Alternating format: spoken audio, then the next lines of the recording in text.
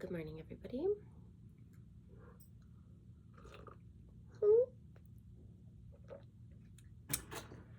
Hi, Mama. Hi, Princess. So, today I am finishing up my chapters. I had chapter 3 through 6 to read on the book The Right to Speak. I already read chapter 3 and 4. Now I am on to chapter 5, and then I have chapter 6 to read after that. It's so weird. I don't know why this always happens. Like, one looks up and then one looks down, and then it drives me crazy.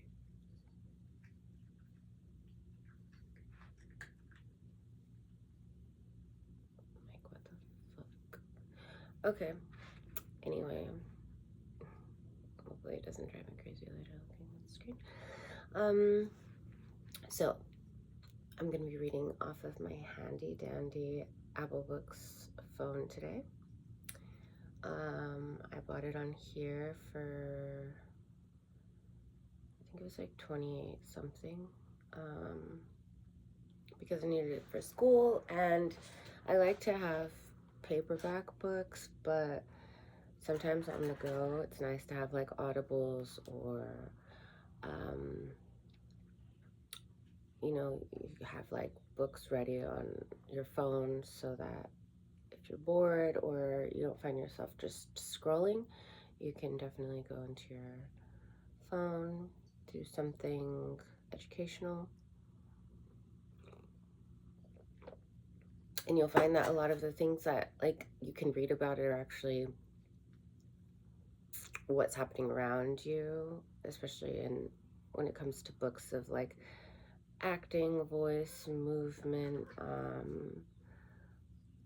like mindfulness, meditations, listening to other people, reacting, acting and reacting, things like this.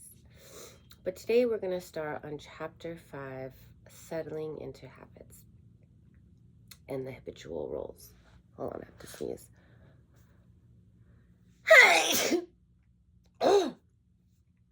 Excuse me. Okay.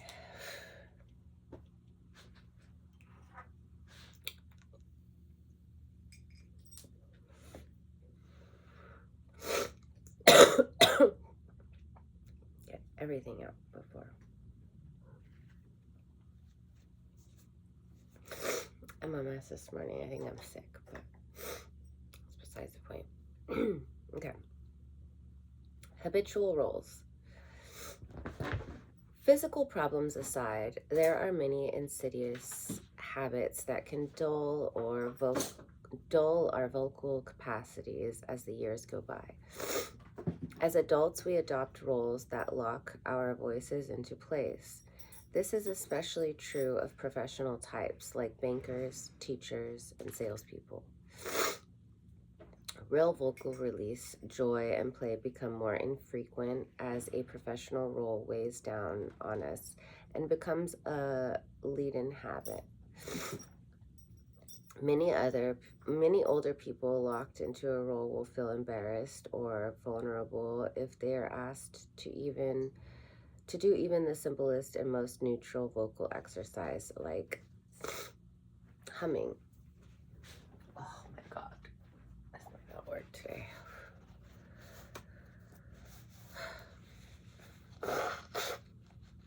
Oh, my nose is so raw from constantly wiping. I think I'm sick because I'm not feeling myself today. Anyway, okay. But many voice training exercises in the early stages are like child's play. If we believe and have invested in our role in life, then we quite often cultivate a voice that matches it. This is even true of some very grand voice teachers.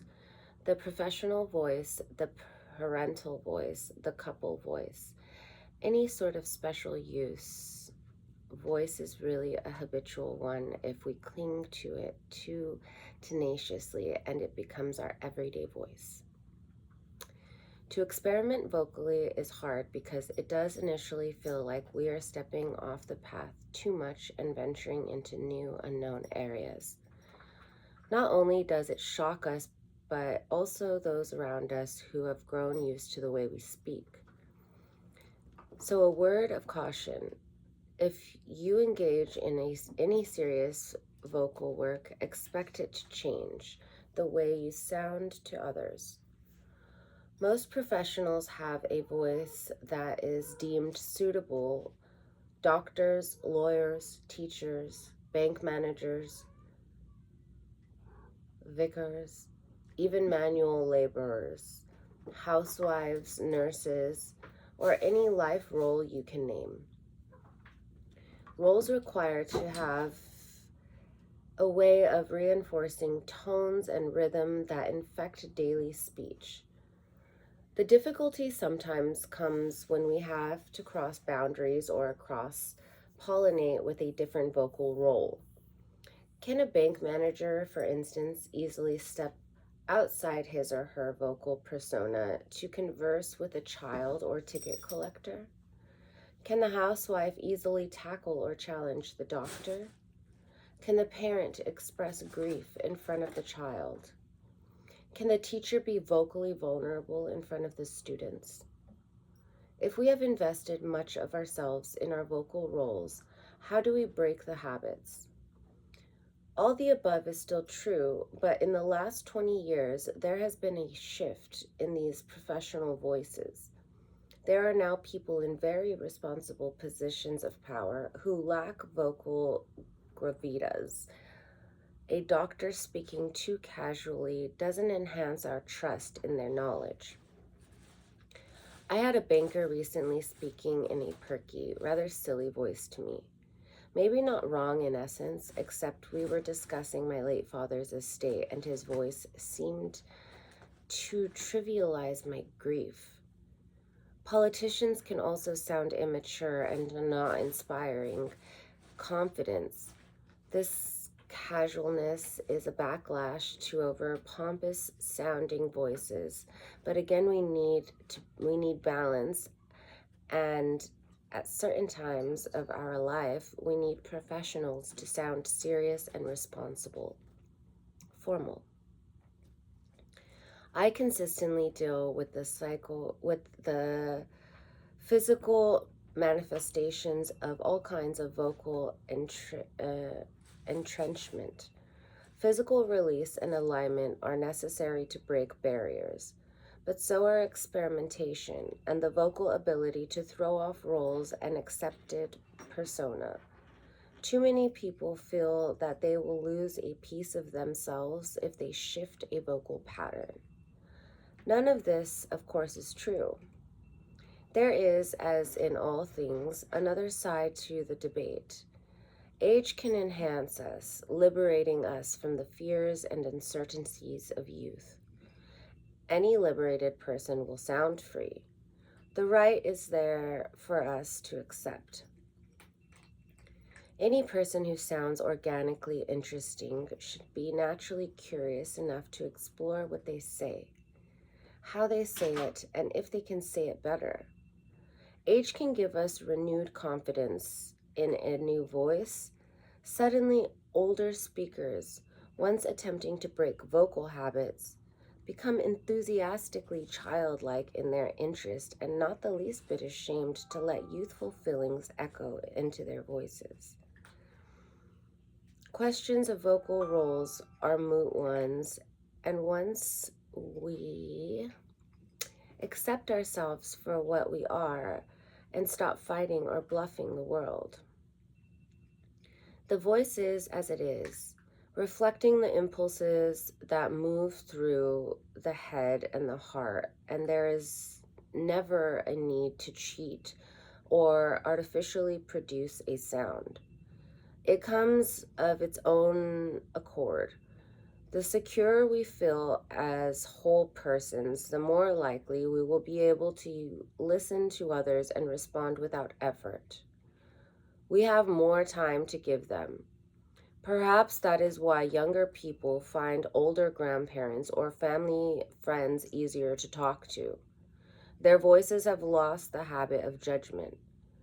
They have learned to accept and enjoy their voice. That may also be why they are such good and free storytellers. But that point we have stopped, but by that point we have stopped frightening our voices and have again found our natural ones at last. Age can also make us better listeners.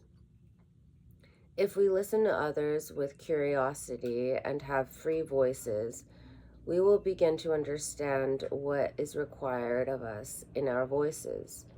The pompous voice will become tender if we hear someone's fear, or the too chirpy speaker can transform their voices into a more serious tone when they hear sadness in someone. In some ways, we might hold all ages within us at any one moment. The child can sound mature, the aged can sound like a baby. If we allow the full range of age to fill and mellow us like wine in wooden casks, and add more color to our voices by letting all sorts of experience shade it, then mere physical deterioration will be outweighed by the richness of experience found in the voice. Let's take a quick second.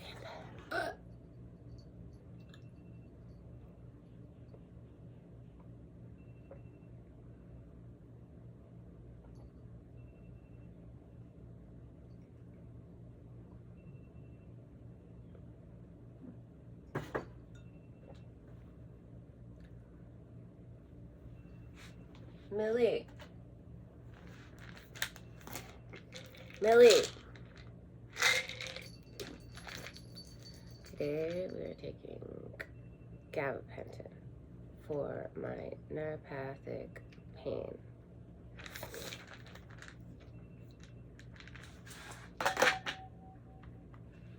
And we are taking venlafaxine.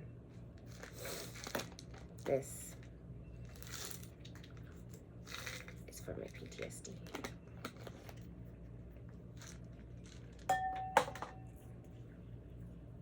My little morning concoction.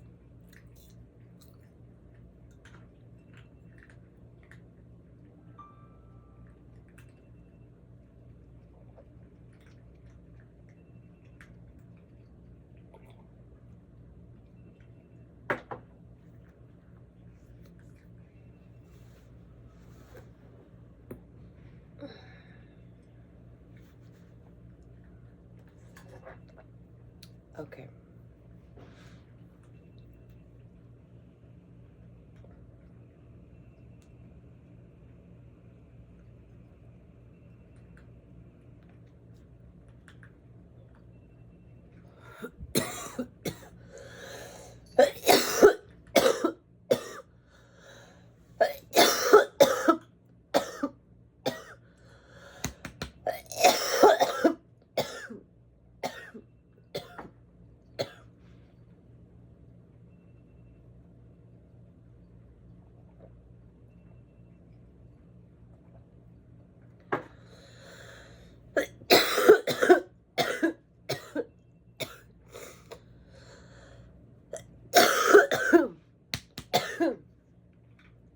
Okay.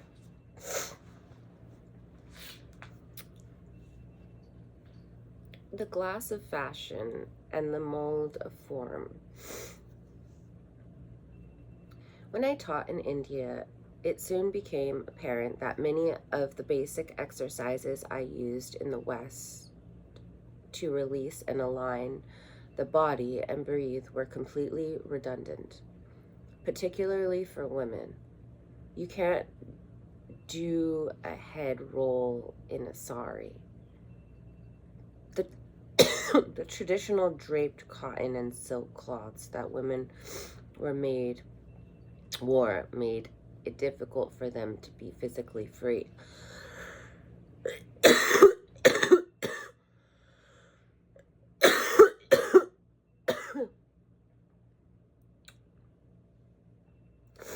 I had to adapt all my exercises to suit my fashions of the fashions of the country. Now, I am not suggesting that a Westerner should be smug and judgmental about a sari. I only use the example to show how clothing and modes of dress become habits that impede us.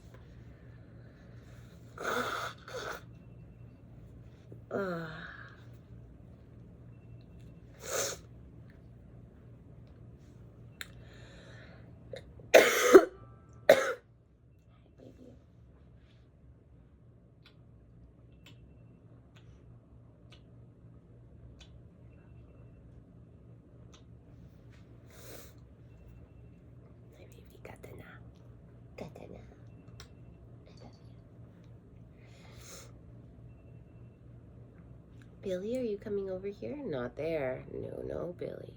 No, you can come over here. Come here, Billy. Hi, Billy. Come here, Billy. Come here.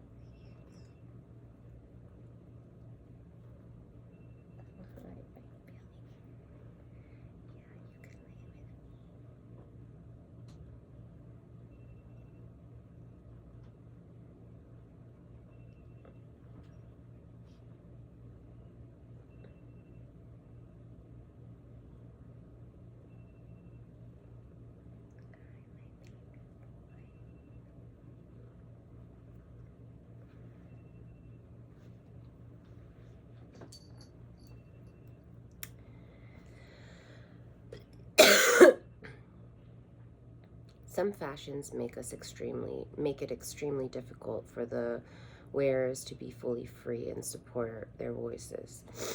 Lots of us who are vocal victims are also fashion victims. We learned slowly, not too many years ago, it was correct for voice and speech teachers to wear very conservative clothes. One famous American speech teacher in particular would lecture her students on makeup, hair, and their general appearance. Many drama and speech schools were also a form of finishing school. This approach was radically rethought as the advantages of floor work became apparent during the late 60s. Lying on the floor in twin set and pearls was both ridiculous and counterproductive. A few years back, another American voice teacher came to London to study with me. She tottered into the studio on the highest heels I have ever seen.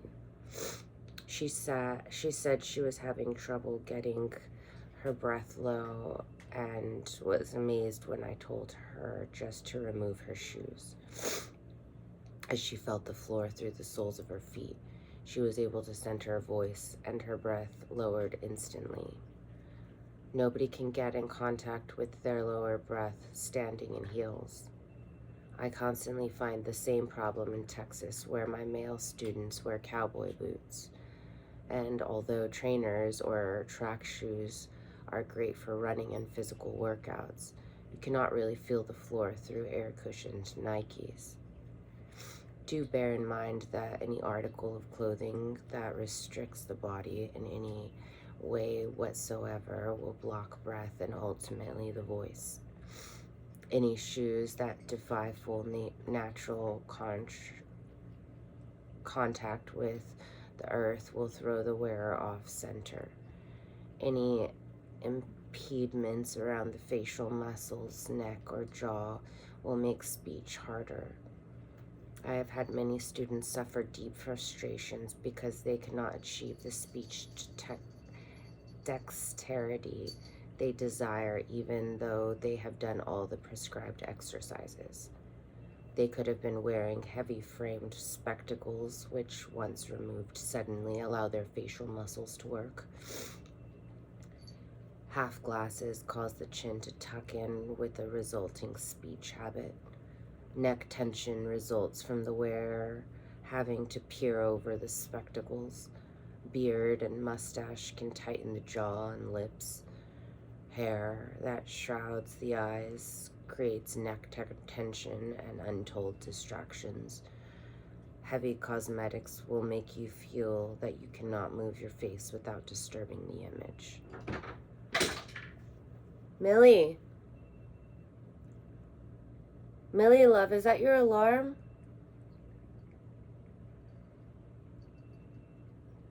Millie, No. is that your alarm? Yeah. Turn it off, please.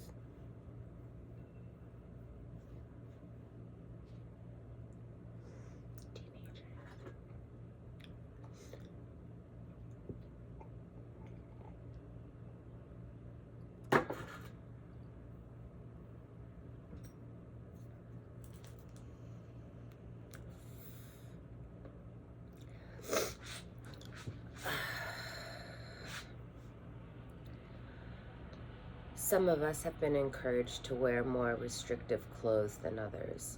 Obviously, women fall into this category. Their clothes are often designed to close down certain physical features and accent others.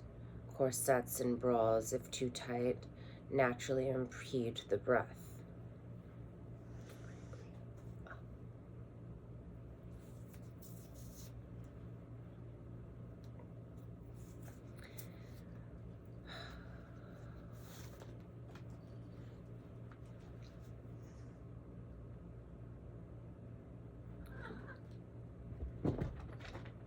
If too tight, naturally impede the breath. No wonder upper-class Victorian women fainted at the slightest shock. Their ribs couldn't swing, allowing them to breathe. In a desperate pursuit of fashion and a slim waistline, women still have ribs removed, destroying their breath potential forever, and cutting away with those ribs hundreds of vocal choices. When actors play in period costumes, they have to first find ways of adapting the clothes to suit their voice.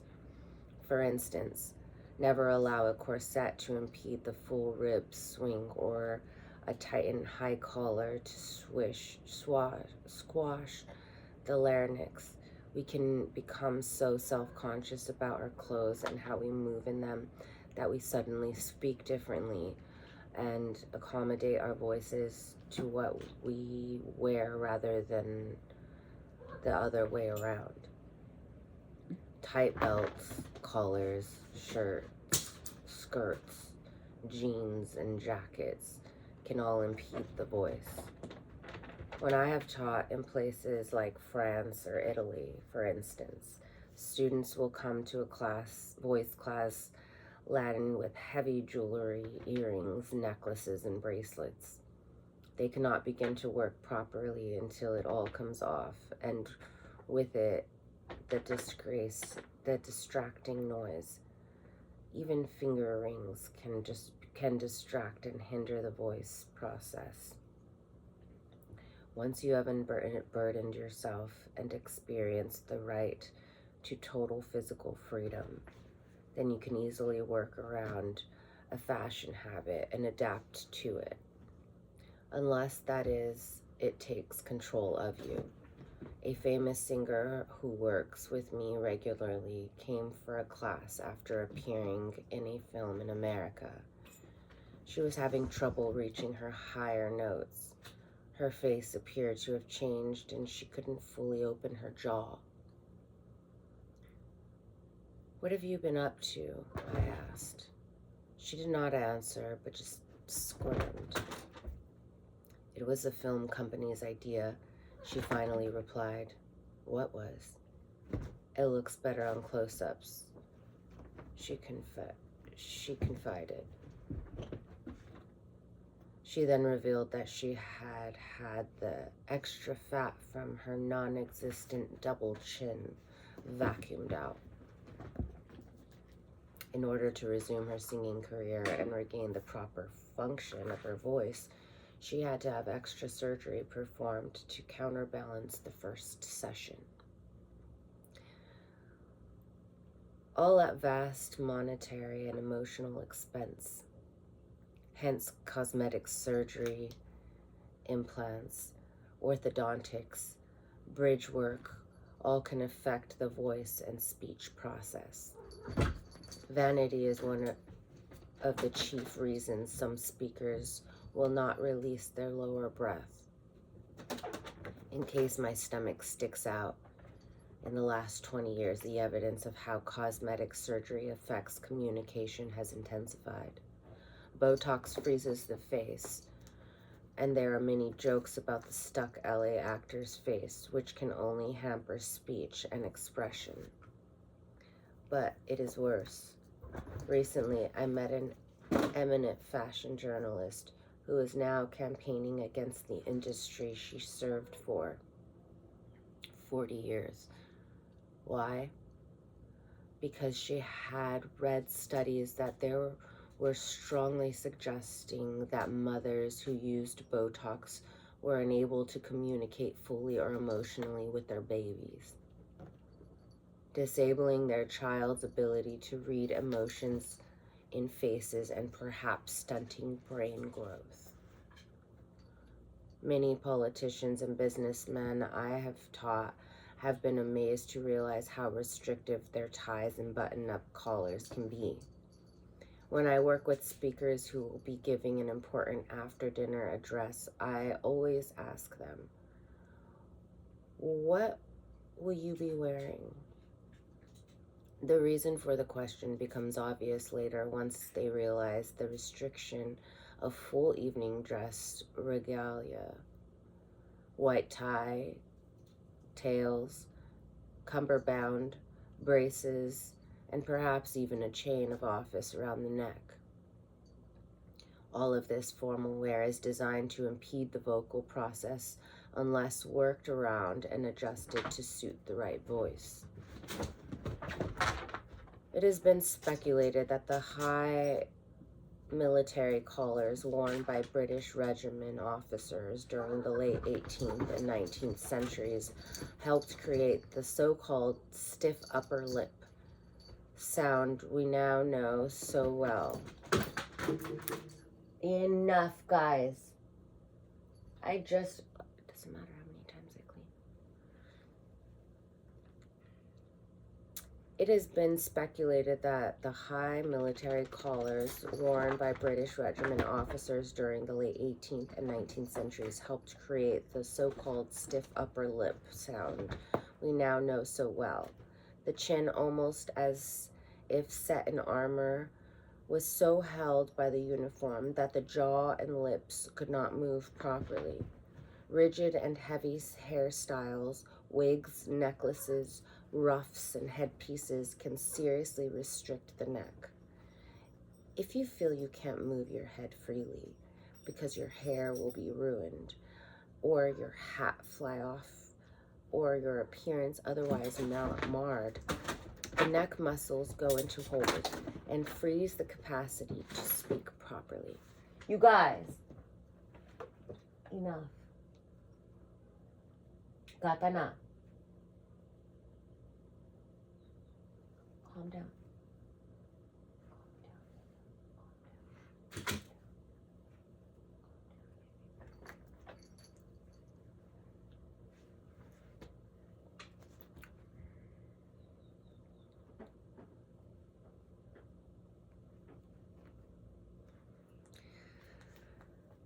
Television broadcasters, especially news readers, find themselves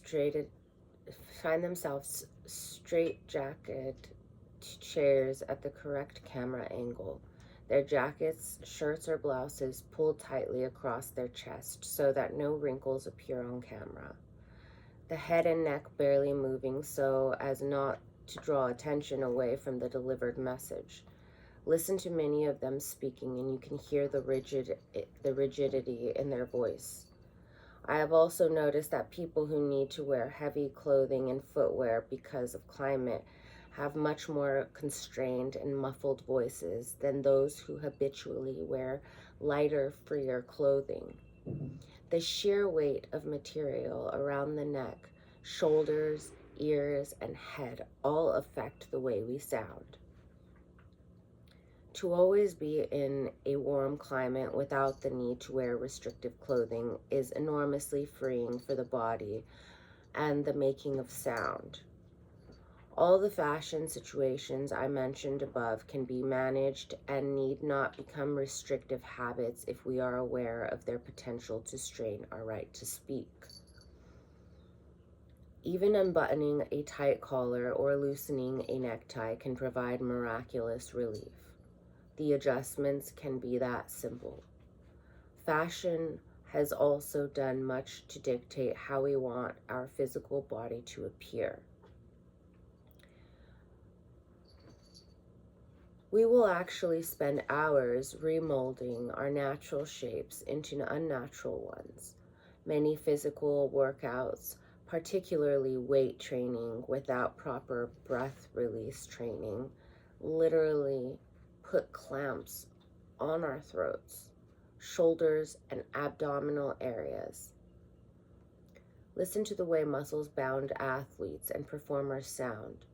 Their voices are tight, muffled, and often disconcertingly high. You can actually notice the problem in the neck area where the head seems plugged into the shoulders like a cork. The press-ups they do have made their neck muscles so thick and inflexible that their voices literally have become as muscle-bound as their biceps. By all means, exercise and work out your body, but you must also pay particular attention to releasing the neck, shoulders, chest, and abdominal areas afterwards. Keep these areas especially flexible, otherwise the locked effect of a strenuous workout will produce that high-pitched voice you sometimes hear coming from footballers, wrestlers, and boxers. I have worked with a lot of muscular actors, particularly in North America, where the body beautiful has a greater commercial appeal than it does in Britain. And getting their voices lowered back into place is always an effort if they continue voice work in tandem with bodybuilding. The issue of weight, particularly for women, but equally for men, for more men nowadays, is really more of an obsession and has critical bearing on the voice. Continually dieting, for instance, and attempts to control weight leave some people so physically weak that they have little energy left to supply to vocal support. Lots of actors, for instance, who have to gain or lose weight for different roles will notice a range of vocal changes during this process. An anorexic voice cannot find power. It is common for large and overweight women to devoice and speak in either a little girl voice or a whisper, actually using the voice to disguise size so as to sound small.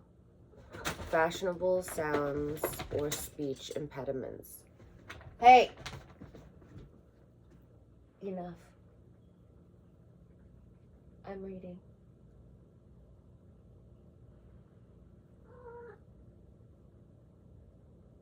Riza.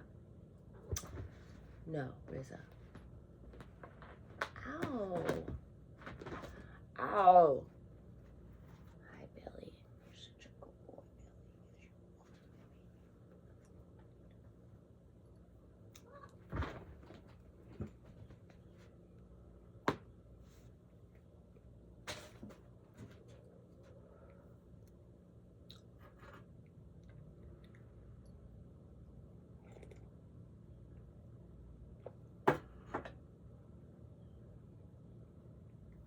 And by the way, while I am doing this reading, I do understand that I am doing all of the things that are making it more difficult for my voice to sound maybe exactly as I would try to place it, because I am drinking coffee, which is a stimulant, which is making everything tighter instead of tea, and I am also smoking, so that also damages vocal cords. But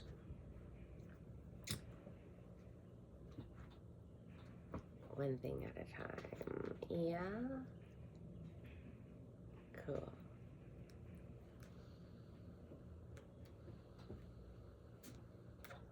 Okay, I already took my bra off. I already tried to speak down here. Fashionable sounds or speech impediments. And speaking thick, which nature made his blemish, became that accents of the valiant. For those that could speak low and tardily would turn their own perfection to abuse to seem like him.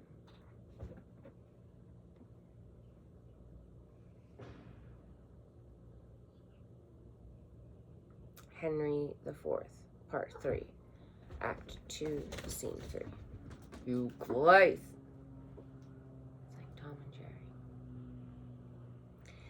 Shakespeare's Lady Pierce uses the above lines to describe her dead warrior husband, Henry Percy, appropriately nicknamed Hotspur.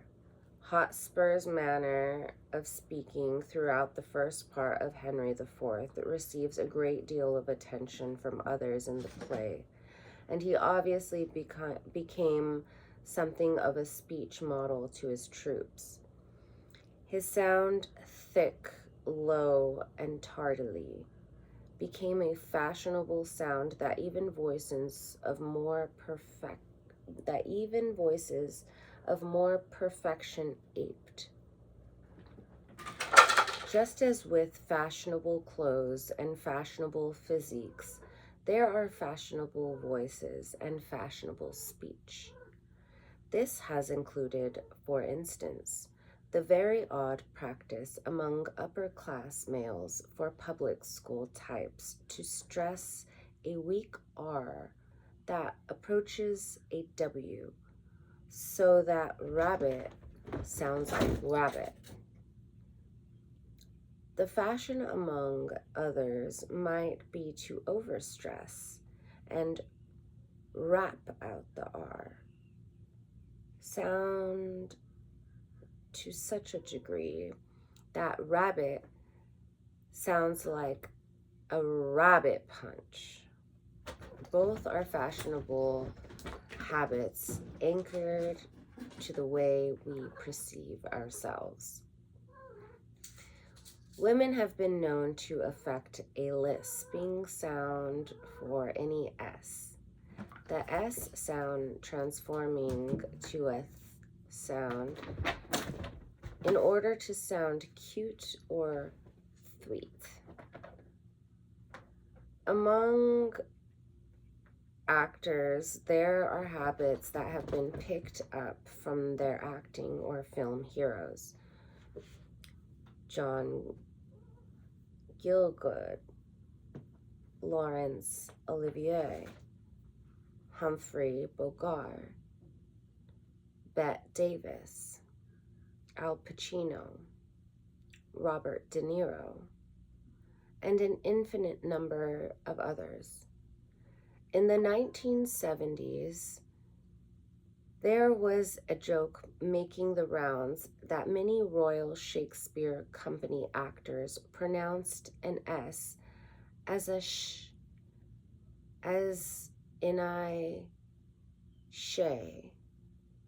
Hundreds of young actors would come in for auditions with this affection, turning their own perfection to abuse. In the 1920s, the rolled R, as in round or very, was in vogue among both British and American actors.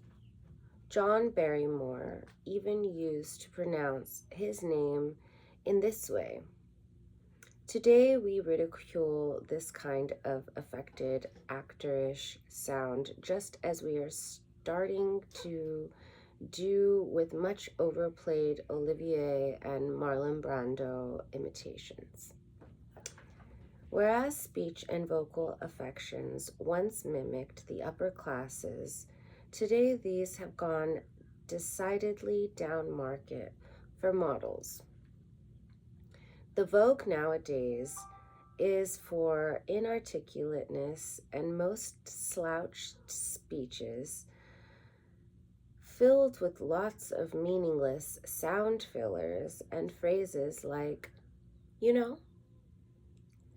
just like words and phrases, sounds and pronunciation can date us.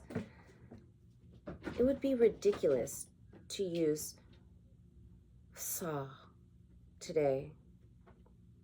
Although restoration fops invested mightily in the sound which once carried the weight we give to certain spoken expletives. Equally, no modern feminist would dare affect a lisp to sound sweet. Now there is a fashion to sound stupid. It can seem appropriate not to know or understand anything.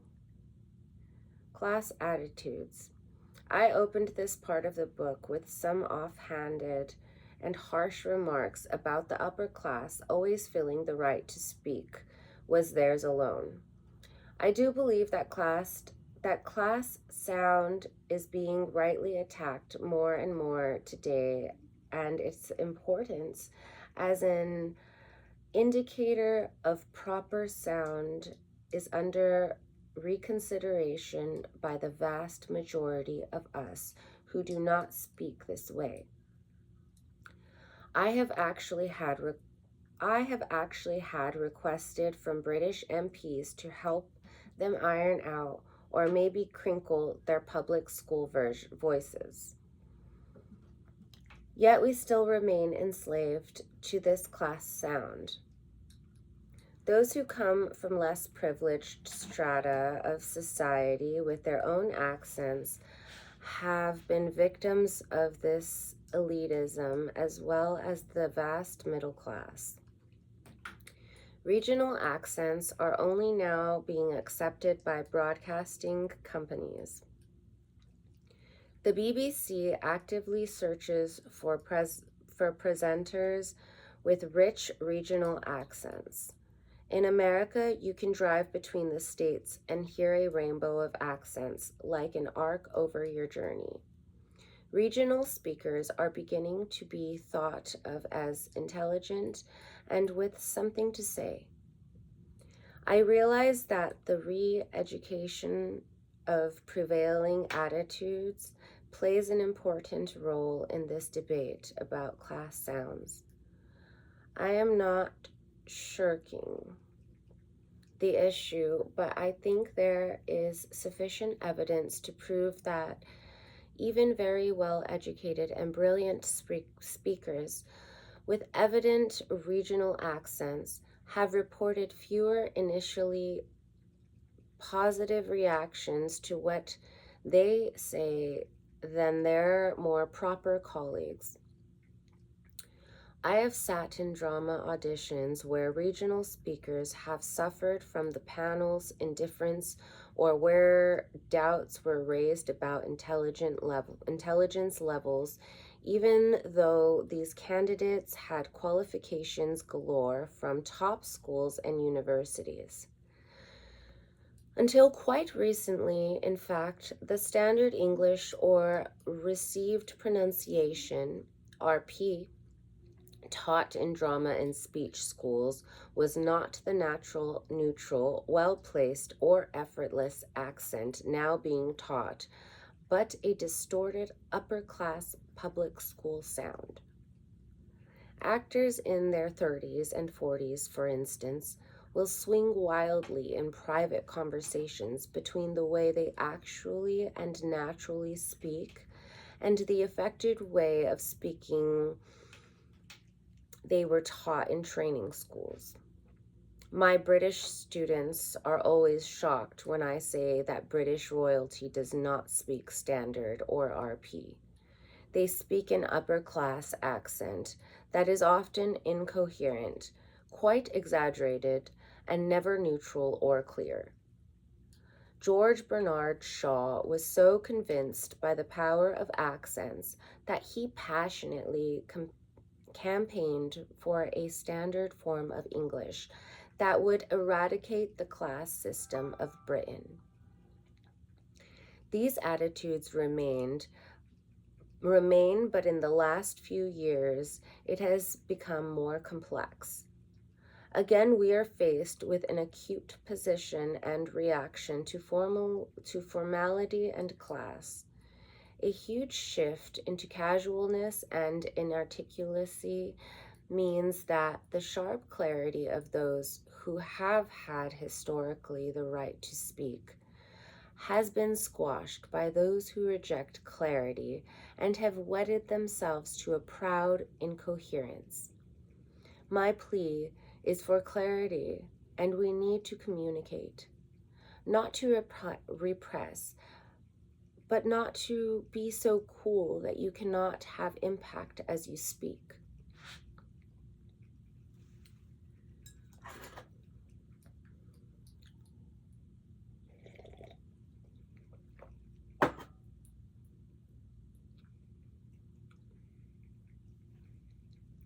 Physical injuries and illness. The body adapts very quickly and effectively around pain. In order to stop feeling pain or its memory, we can numb all sorts of areas around an injury. Long after the injury has healed, we can be left with muscle tension and physical blocks that are restraining unrelated areas of our bodies. Lower back pains will tense the neck, and a twisted ankle will tighten the pelvis. Identifying and coming to terms with old physical injuries can sometimes be very important in order to release some breath and vocal problems. Let me mention a few of the problems I frequently encounter in this area. Spinal injuries or aggravations from either a serious accident or just by having to work as an actor on a steeply raked stage can trouble the whole breathing and vocal process. Knee and foot problems will affect our ability to center and feel grounded. Any jaw or facial injuries, even slight ones like a slap to the face, a toothache, a cut lip, or facial and skin blemishes, can result in speech difficulties and a sense of self-conscious, tightened voice. Injuries in the rib cage and shoulders are also evidenced in the breath. Surgery, particularly in the areas of the stomach, spine, breast, or groin, can prevent the releasing of deep breath. I never pry too deeply into my students' present or past lives, but it is very important that a voice teacher knows about any major injury or illness someone may have suffered in order to provide the best kind of work. One also needs to know where the delicacy of the work resides. Certain exercises, for instance, would be dangerous and aggravating to do if the spine is frail. I will always ask for another opinion, a medical one, if I feel that a physical habit is a result of something beyond my scope. Good osteopaths orthodontists and Alexander technique teachers are valuable allies for a good voice teacher. Voice work includes working with the whole physical apparatus. I would also say that the distant and small injuries are more intriguing to me. The needles in the haystack, though often less obvious and harder to root out, these kinds of afflictions affect the voice in subliminal ways. Here, the domino effect of habits is probably most apparent. If as a 10-year-old you were hit across the face with a lacrosse stick, you wouldn't really expect that injury to be affecting your speech 11 years later. However, this actually happened to me. To accommodate that intense pain, I very deliberately froze all my facial muscles and never let them thaw again until a voice teacher at London's Central School of Speech and Drama encouraged me to release them. As I released those muscles, I had an immediate and painful memory of the lacrosse stick hitting me again. More recently, I noticed that an injury of the fingers of my left hand made me so protective of the hand that within days my shoulder had tightened, followed soon afterwards by my breath. The physical pain we suffer is kept locked in the memory of the breath and then transfers to the voice. These sorts of stories about injury or childhood illness unfold too often in the voice class to be dismissed easily as fictions unrelated to the problems with speaking. Harsh experiences in the dentist chair or a violent childhood toothache have spewed out of students in the process of releasing their jaws. Memories of ancient operations have been experienced during our breath work. Falls, accidents, fights, and major to minor blows are regularly rediscovered in the process of serious work on the voice. But once these memories are gradually revealed in the open, held muscles can be released around old wounds and encase them healthily. The body can slowly realign itself and breath can drop into place and the voice and speech be freed. This freeing process, if gently done, is rarely traumatic and mostly a huge relief to anyone. We simply never know what or how we are holding back until we get into a safe climate for release. I would never claim that voice work is psychologically therapeutic. That's one of the dangers to be avoided. But as a kind of physiotherapy, it does release hidden memories encased in the body. To that extent, it is exceedingly therapeutic. Students who have or have recently had a debilitating illness like a persistent cold, flu, or viral infection will need to postpone voice work until fully recuperated. The body just cannot be asked to do many things at once, like heal completely and set off in a new direction. When a student at the Guildhall School has been ill for a term, we always make him or her repeat the work after health has been fully restored. It is a necessary measure, and the voice, if not the student, is always grateful for it. As a teacher of 26, I was amazed to experience that after a severe bout of chickenpox, my breath, voice, and placing abilities were set back 4 or 5 months following the recovery from the fairly common illness. Scotty, stop it. Come here. Lay down. Thank you.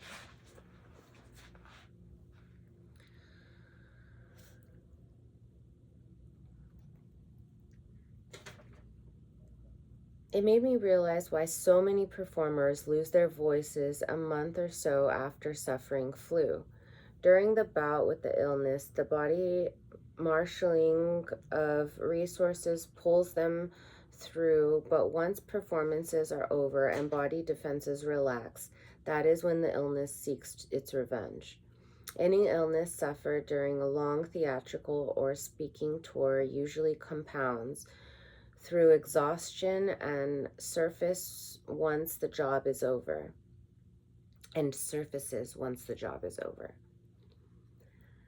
There were incidents a while back when Britain's Prime Minister John Major, a U.S. President George Bush, both suffered bouts of illness and then exhaustion.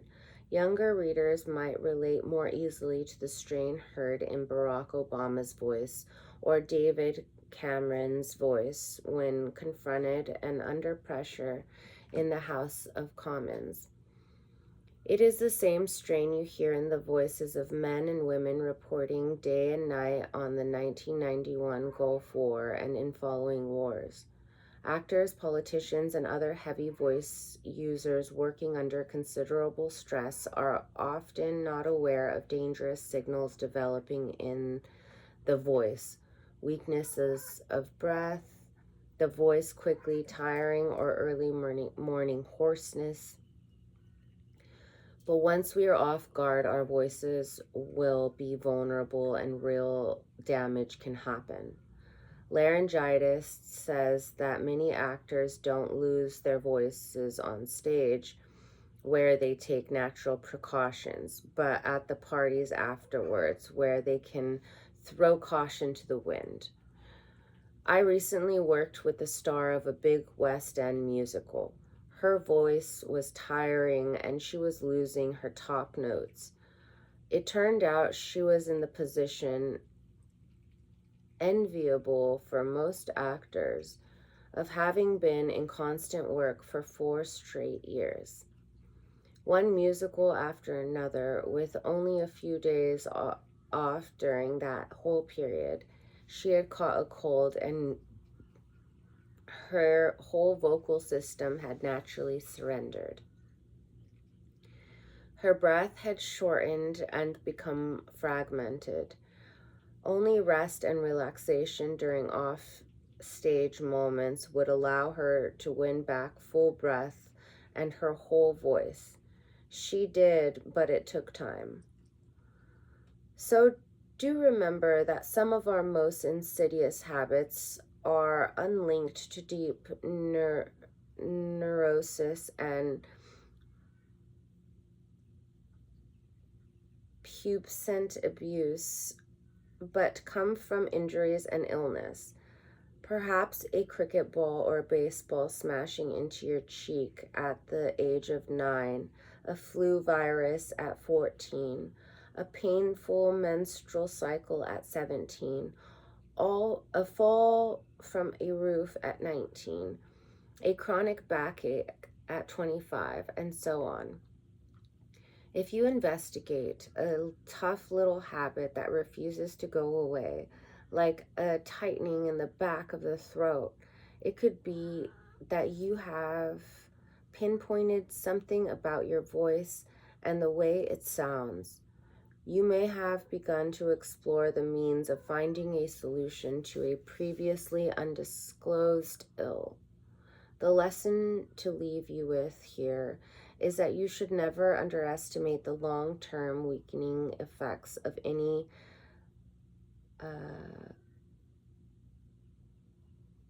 physical malady. Life and its physical ghost could be haunting you still. Environment, geography, and geography.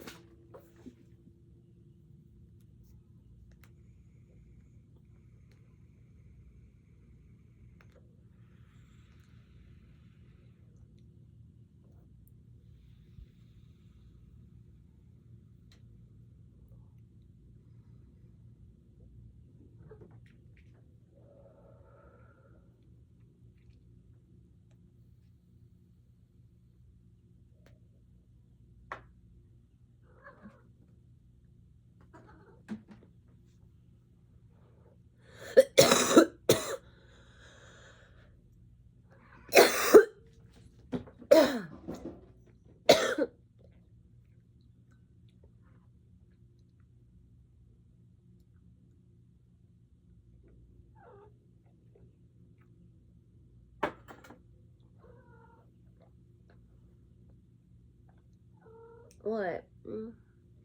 What?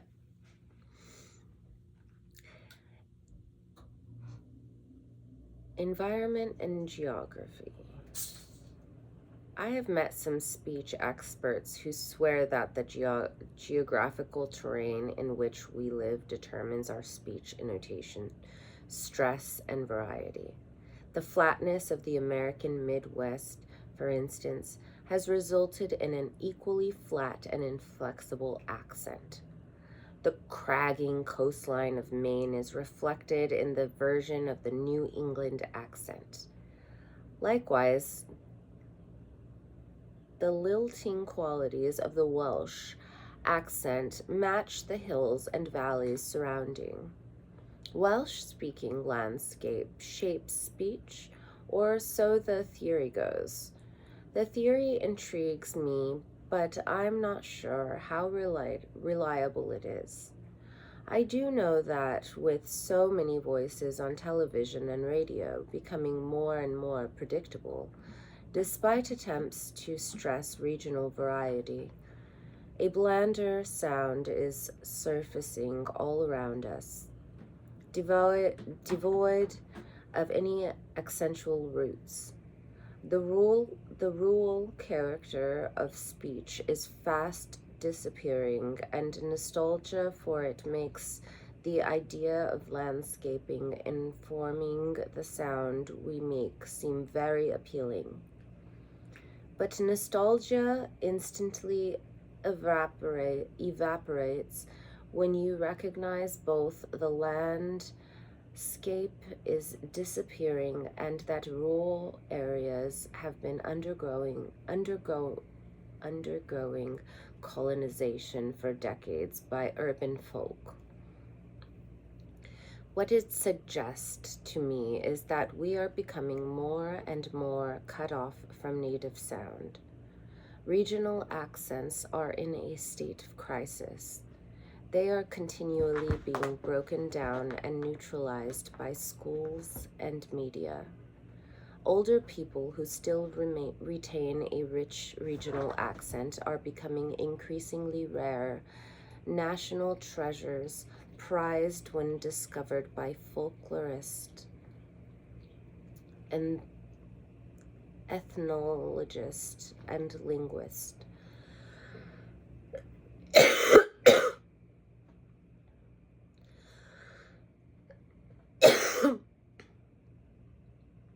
It is as if they are a lost tribe of some sort. Sad days lie ahead for survival of the richness of language. It still amazes me, however, to be able to travel an hour north from London on the M1 motorway, stop for petrol, and be greeted by a completely different set of sounds. I suppose the same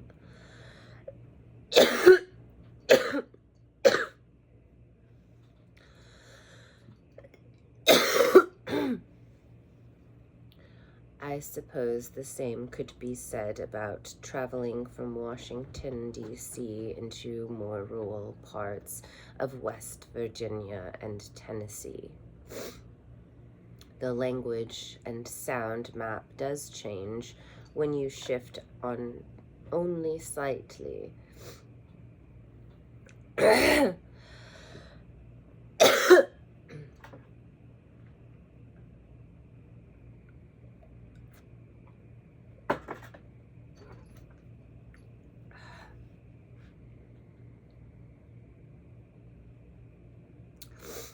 It can happen in London and New York within the space of an underground ride. Britain is still comparatively rich in accents and dialects, and people are battling for the right to preserve their own particular mother sound. A northern Londoner still sounds quite distinct from one on the south side of the Thames, an East Ender from someone living in the West. So perhaps there is some truth in the belief that the natural boundaries of rivers, valleys, plains, and mountains have separated people enough for them to develop happily their own version of vernacular language.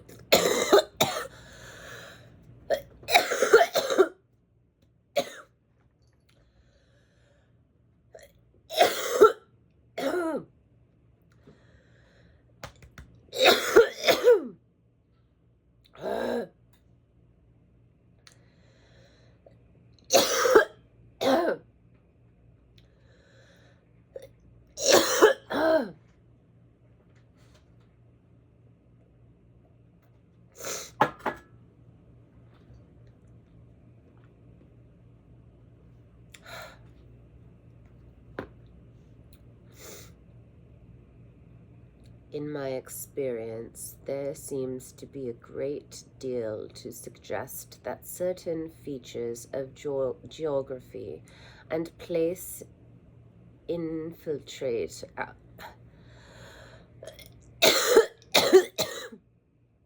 our voices and speeches, creating habits. Urban speakers are genuinely much louder and more insistent than rural speakers, combating the noise and high volume of stress of city life raises the speaker's volume, creating a harsh, grating city sound. Moving from a city shop to a country shop, you quickly notice the difference. Rural conversation and transactions of all sorts take more time to complete. The leisurely place of the countryside is in the speaker's delivery. It is calmer and slower. It is also true that speakers in modern cities produce a more nasal sound as a result of a vain attempt to keep filth and pollution from entering through the nose. The habit is to block it and produce a blocked sound.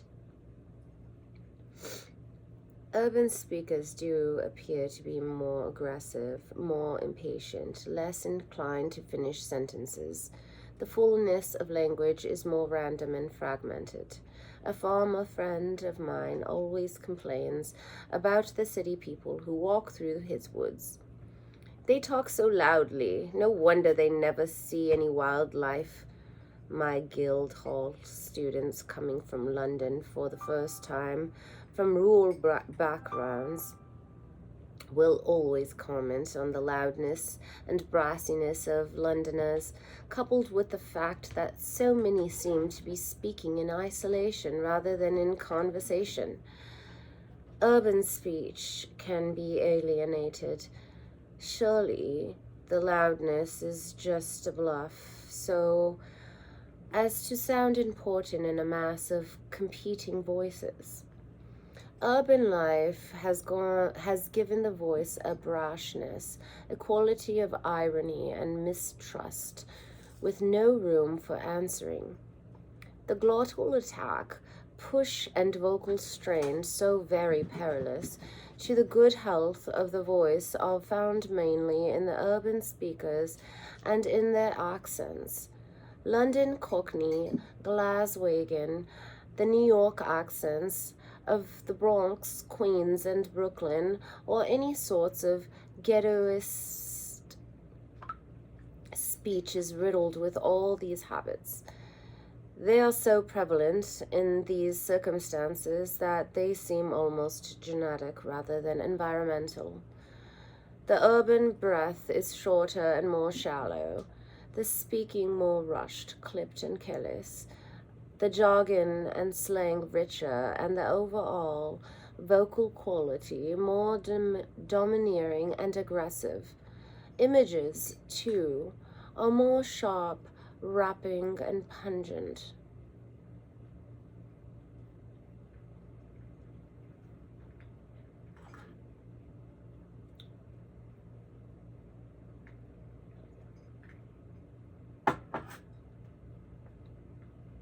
The slowness and seeming dull-wittedness of rural speech have been endlessly mocked, especially in literature, where town and country are pitted against each other as in 18th century texts. We arrive at the mistaken impression that all slow speakers are dull or thick. In the so-called new towns of Britain, hybrids of city and village, you'll find the phenomenon of urban and rural mixing together, with sharp vowels being delivered at a slower pace. Those of us from urban backgrounds listen romantically to the sounds and singing made by the workers. The legendary plowmen, boatmen, and field workers whose work is performed in rhythm with their breathing and singing. There is, in fact, a substantial body and folklore surrounding the type of individual who works in the open air or on the vast seas, i.e., the plaintive and deep-throated blues rhymes that evolved among black plantation workers in America. We ask ourselves, how do they make those free and wonderful sounds? A lot of any physical and vocal work is based on a natural swing. We are designed to swing. It is the most natural movement in our bodies. Westerners romantically comment on how wonderful peasant singers sing without realizing that they sing on a swing. Work motions are based on a swing. If you are singing as you swing, you sing better, as it is the swing that naturally releases your voice. Country speakers call and shout more effortlessly. Their breath is longer and they never wend as easily.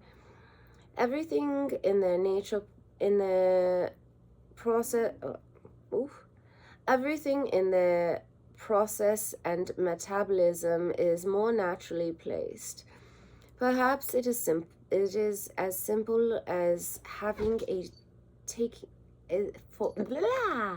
Perhaps it is as simple as having and taking more time to breathe.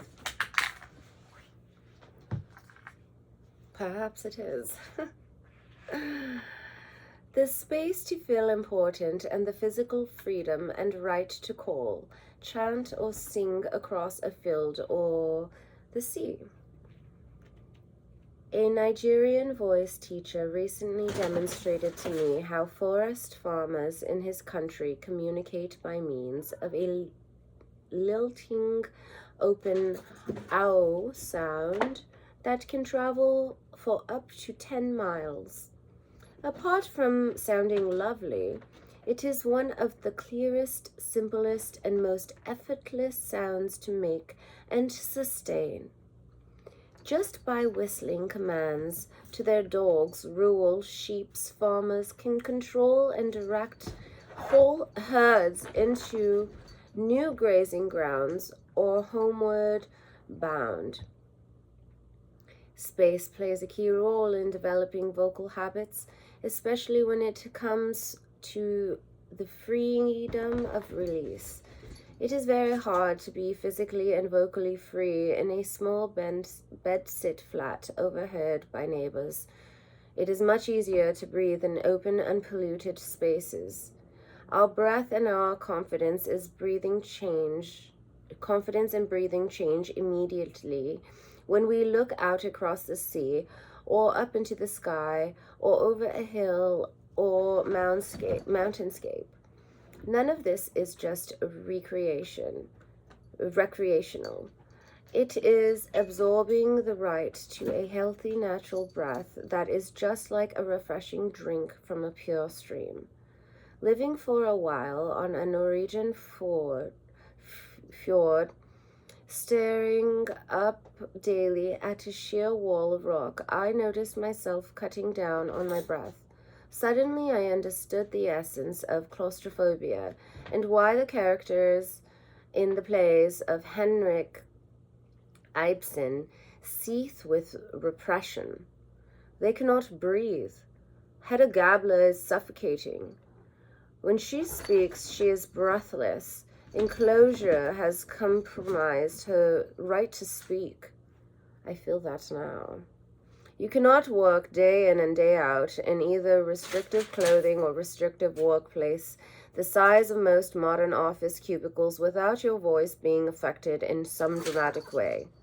I think the air filtration and condition system in most modern buildings, which dehumidify and dry the atmosphere we have to breathe, are properly damaging to the voice than most of us realize, even though all of us sense their effect. I once worked in an inner London school set in the midst of massive tower blocks, not unlike the sheer rocks in walls in Norway. I once worked in an inner London school set in the midst of massive tower blocks, not unlike the sheer rock walls in Norway. These tower blocks were where the 7-year-olds I was teaching lived. The classrooms were open-planned, so the children had space at school. They were generally very good and well-behaved, but every Monday morning for the first 2 or 3 hours, there was chaos. The children would rush wildly about and make uncomfortable racket. It took me some time to equate this unfocused pent-up energy with the fact that on weekends they were penned up in those tower blocks. Monday morning was release time, back to the relatively open space of school. Back to freedom. Family. Probably a good number of our most persistent and individual habits are family-based. Our physical makeup, and therefore our voices, mirror our parents, and we probably pick up our parents' physical breath, voice, and speech habits just by ingesting them from our early age. Accent and dialect are obvious examples, but there are many subtle versions of these habits passed on by osmosis, like breath, stress, inflection, and vocal placement. There is a vocal umbilical cord which sometimes needs cutting as a step towards liberating our own voices. How our mother breathes when we are in the womb will affect us. Her rhythms are her baby's rhythms. The mother's panic, calmness, or contentment affects the unborn baby. Many students who leave their home environment to train elsewhere talk about returning there after the sudden revelations.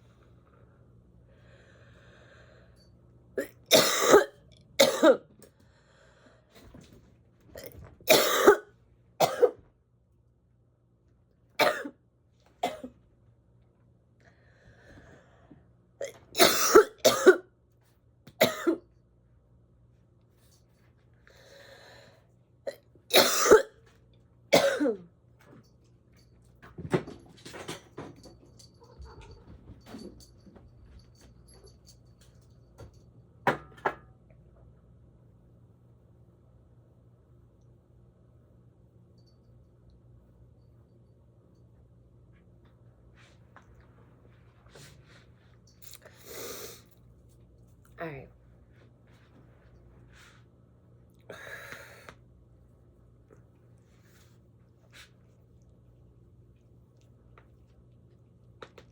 Oof. You hear all that builds up tension.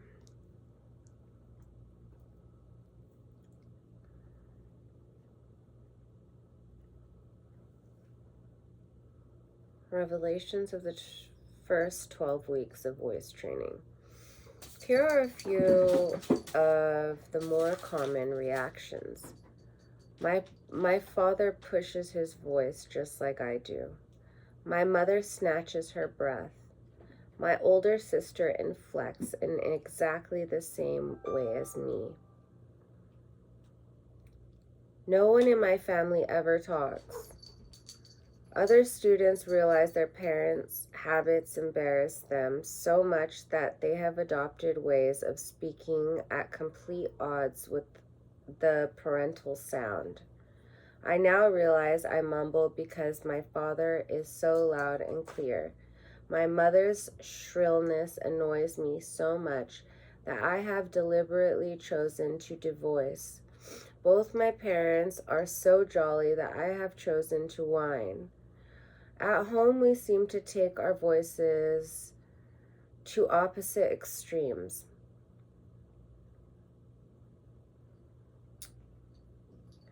I really only heard my father's Dutch accent after returning home from my first term at the Central School of Speech and Drama.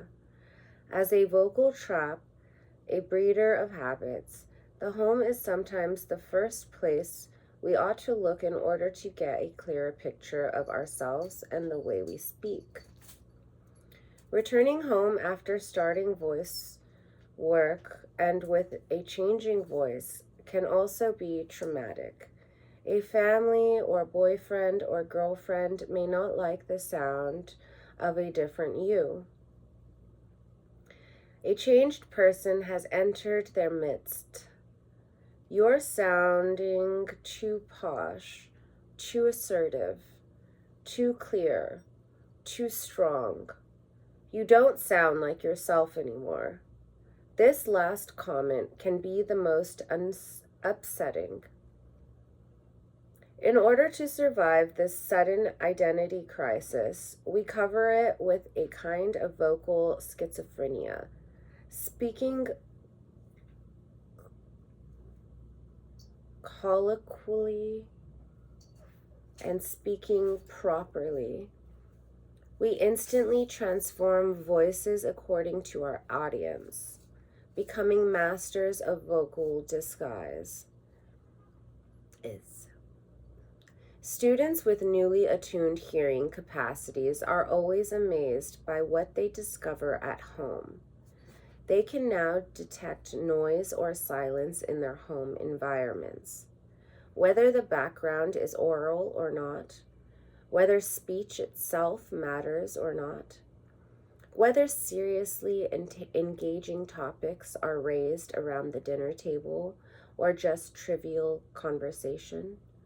A friend in his 40s recently realized after returning home that only his father was allowed to hold a strong opinion. The rest of the family was expected to sit in unchallenging silence as he held forth. Bearing family habits like this goes against our rights. They will ultimately prove unbearable unless we recognize and then confront them. Friends and peer groups. The pressures exerted on us by close friends, colleagues, and peers can lead to different kinds of habits from those that develop within the family. I am continually amazed at how we cleverly adapt our voices and speech to meet the expectations of any group. Parents have all had the experience of their nicely spoken children returning from school or from being with friends suddenly transformed by vulgar and raucous sounds. They begin to mumble, grunt, and slur words, becoming generally incoherent. Again, a sort of speech schizophrenia is in evidence. Children can develop several ways or more of talking, all aimed to please different groups.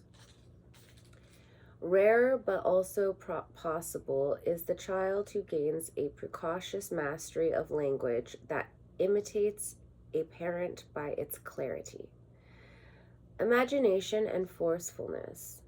We don't like our children to go beyond their right too soon.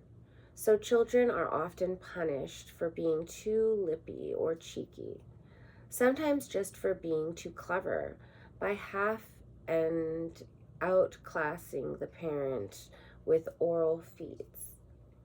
In any of these instances, the parent has to remind himself or herself that the child has been learning a new way of speaking, a new vernacular and slang to fit into a peer group.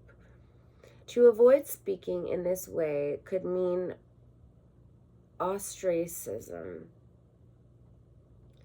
It is the unusual and solitary child who does not have this vital need to conform so as to fit in. That fitting in is what leads to habits. Fitting in. My father, a native Dutchman, always says one of the things that enabled him to get on in England was his heavy Dutch accent. In a perverse way, he stood out so much that no one expected him to conform. He became special. No one could place him within a rigid class system, so he stayed outside it. Saying the wrong thing, using the wrong word, was forgiven because English was not his native language in the first place. Perhaps, too, the charm of some foreign accents can beguile us. He also knew that the Dutch accent was the accent of an ally in the late 1940s, so it was honored by the British. The foreigner, we think, is at a disadvantage and should be tolerated. We still find French accents romantic and the Italian accent tempestuous. But we probably harbor less attractive views of Asian, Middle Eastern, or Caribbean sounds. My father experienced a rude awakening, however, in an Amsterdam bar when he returned some 40 years later. He was chattering away happily to the barman in Dutch when suddenly the barman said, "You speak Dutch in the most dated way. Where have you been all these years?" My father's rather wistful comment to me at the end of the story was, "I don't speak any language properly. My speech is not accepted as normal anywhere." What he was saying was that he did not fit in with any class of speakers. He had invested heavily in the oddity of his own voice and speech for all sorts of situations in England, but his rights to his own mother tongue had lapsed. Male and female differences. You can tell the sex of a voice. The voice of males and females are naturally different. The difference are largely physical ones. For a start, men have larger and thicker vocal folds. Their larynx is bigger and can visibly protrude in the neck, significantly called the Adam's apple, and more noticeable in males. The male physique is generally more developed and roomier, so that the actual sound produced by the vocal fold is reinforced in the greater resonating cavities like the chest, neck, and face. Female breast, on the contrary, can muffle chest resonance. Greater lung capacity and rib power do not necessarily produce greater volume. No one would accuse top-flight female opera singers to sing any less powerfully than their male counterparts. A man usually senses this capacity and authority and his right to it more readily than a woman.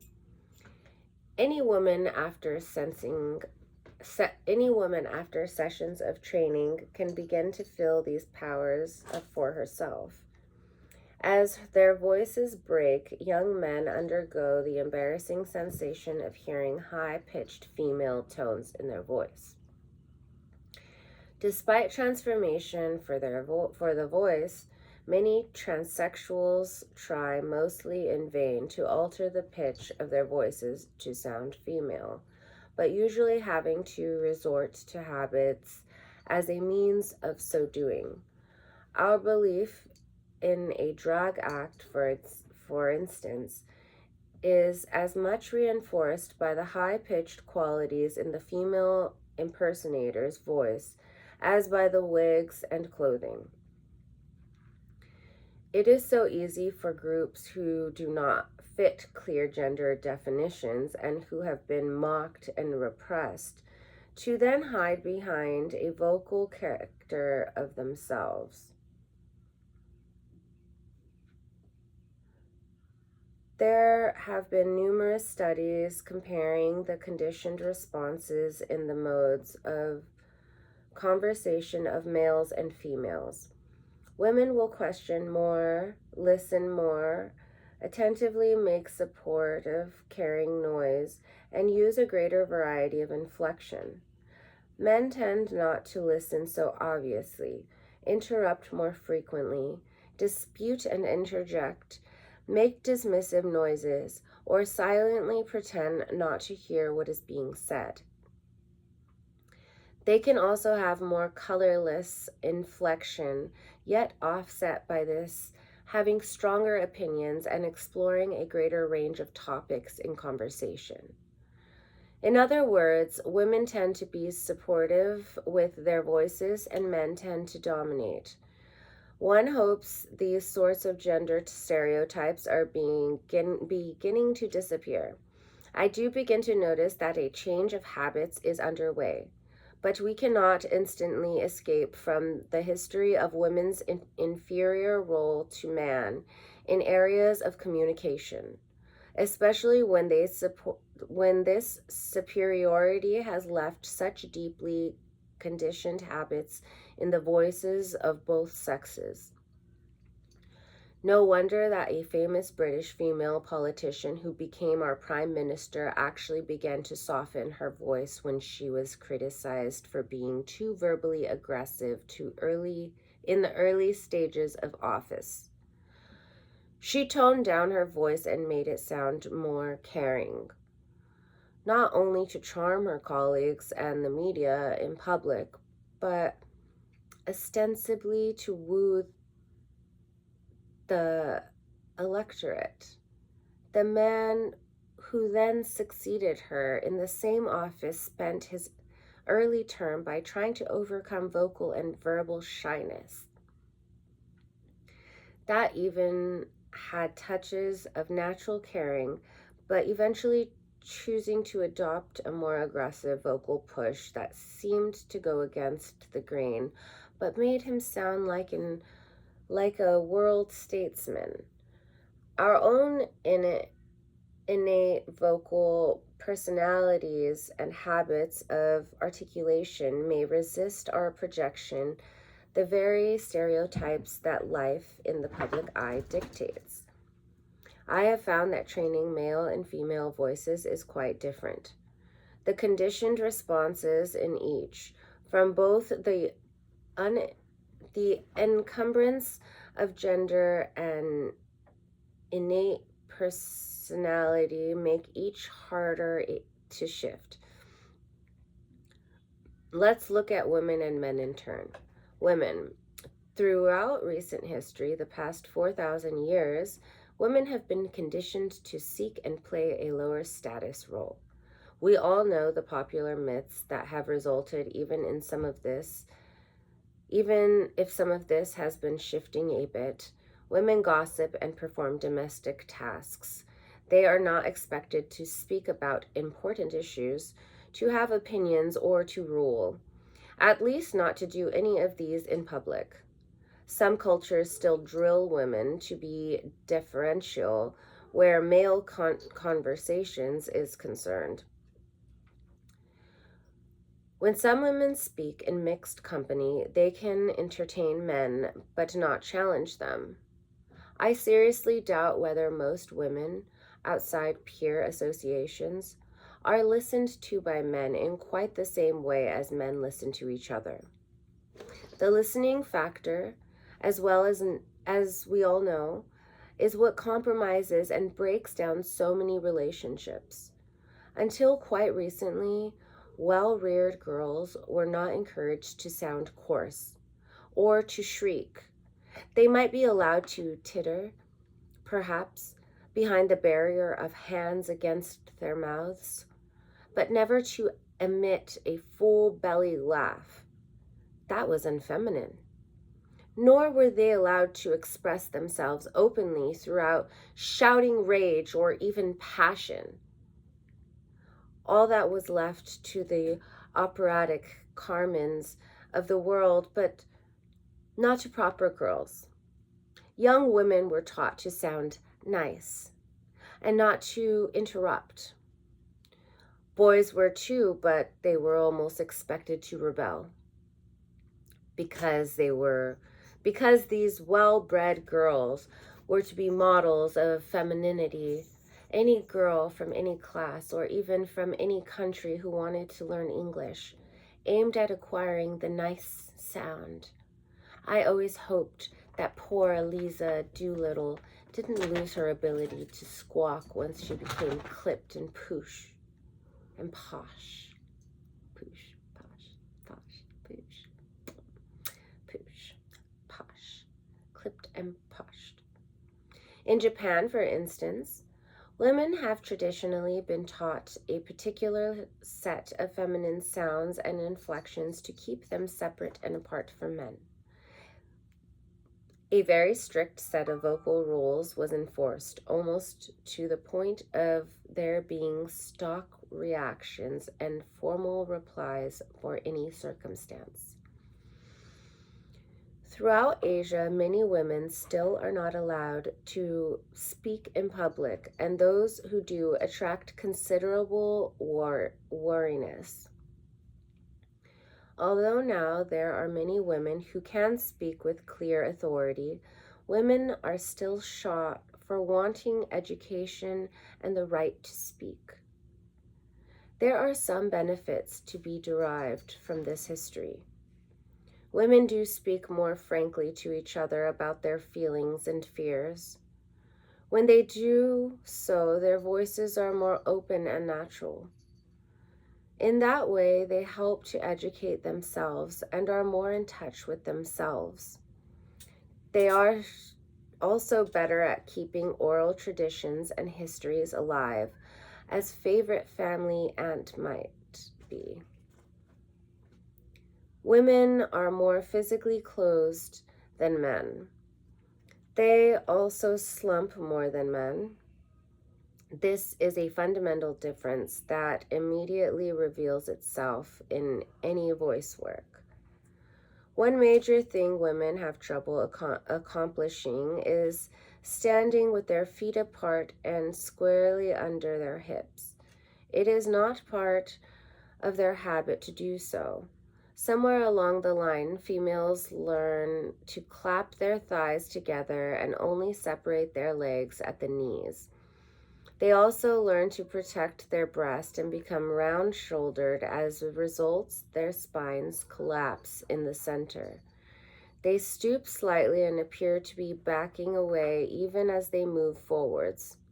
Women will tuck in their heads, looking down at the floors, devise hair and clothing fashions to hide behind as their shoulders hoist and arch. Their breath tends to become higher rather than deeper. The intake more rushed or snatched, resulting in a breathy breathlessness. Physically, they are taught and exhorted to reduce, not to spread, or to take up too much space. To stride as a girl is unfeminine.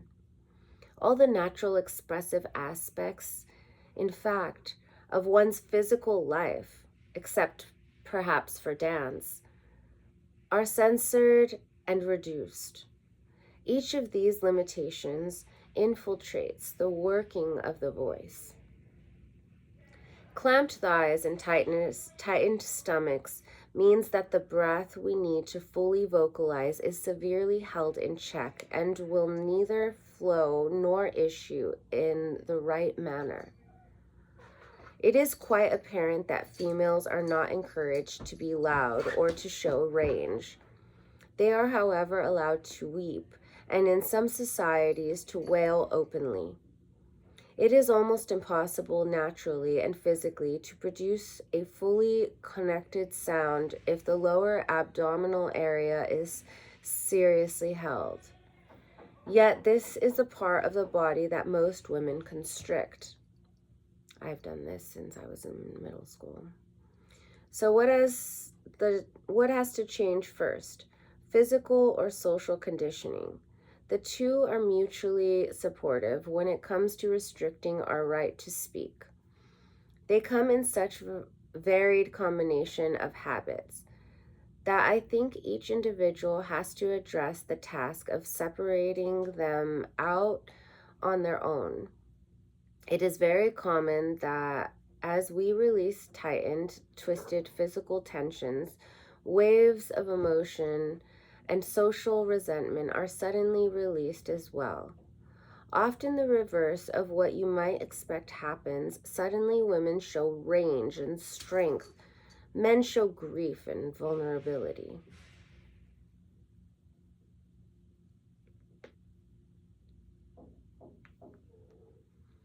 Let me return for a moment to the idea of natural breath and what that means.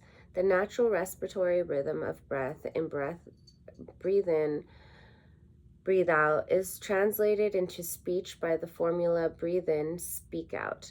That simple equation is what produces sound. But a perverse habit common to women complicates this simple task. They will breathe in, then either hold or top up the breath, only to finally release and speak out. This hesitation and hold in the breath is perfectly normal if we encounter a change of thought in mid-sentence. But when it becomes a repeated norm, it is for many women that signals hesitancy or loss of direction. It can reach the stage of becoming a settled habit. Speaking in this way can only come in short bursts of fragments. While I think that what I am about to say may sound far-fetched, I do believe that this habit of holding breath comes from years of thinking in this sequence. I want to speak. I breathe in. They are not listening or interested. I stop. I top up my breath. I'll try again, then again, to break into this conversation. It sounds extreme and slightly comical, but you can also detect in the fragmented scenario lots of frustration and struggle. It might account for the breathiness and huffiness of so many female speakers. Casual surveys amongst my female friends tell me that on nights out together, they return to a more natural and relaxed breath pattern. Only in the company of less attentive male audience does the held breath occur. Until recently, many women adopted an unnaturally high vocal pitch. There is a rather cruel joke amongst teachers in many British drama schools that you still hear those high-pitched voices from female candidates who have come from far-flung parts of the country. Presumably, they are cut off from feminism and themselves. The same seems to apply in the American South and Midwest, where some young women seem to equally disassociate from a raised consciousness, to squeal and still to delight. In order to appear feminine, the voice actually takes on relevant disguises, niceness, vulnerability. The look after me, I can't cope voice, Please don't interpret my comments as being those of a radical feminist. Do realize, though, that the women's movement has given back to many females the rights to their own voices by getting them to drop artificial vocal guises and actually drop their voices back to the natural middle range. Too many women had it stuck in a shrill top range up in the head where it had no access to the chest.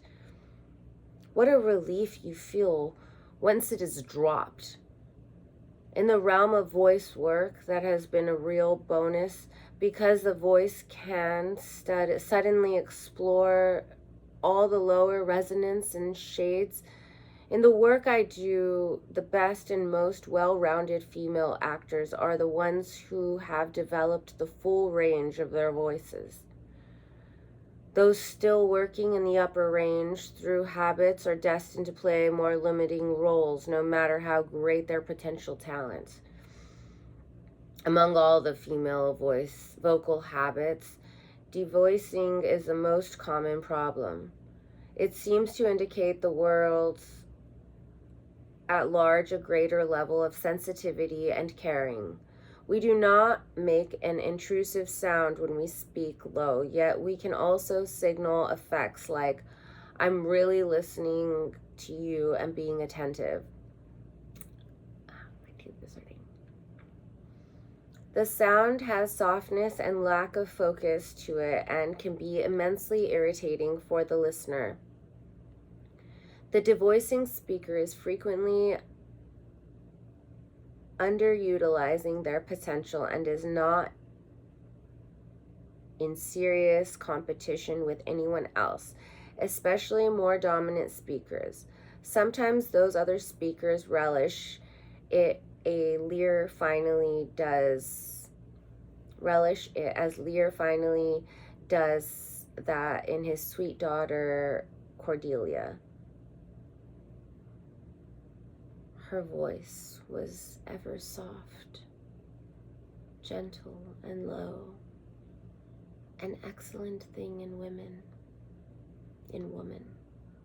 King Lear, Act 5, Scene 3. In speech, some women start and finish a thought with less than wholehearted conviction. Their sentences frequently fade, trail off, or are left incomplete. The words they chose are less definite. Strong words, if chosen, are more muted and held.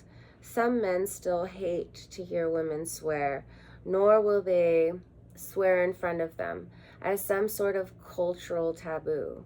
Women carry that taboo within and will normally drop to a whisper and secrete swear words under their breath. When they speak them, profane expletives are normally a male preserve, and women are denied the glorious physical nature of all swear words.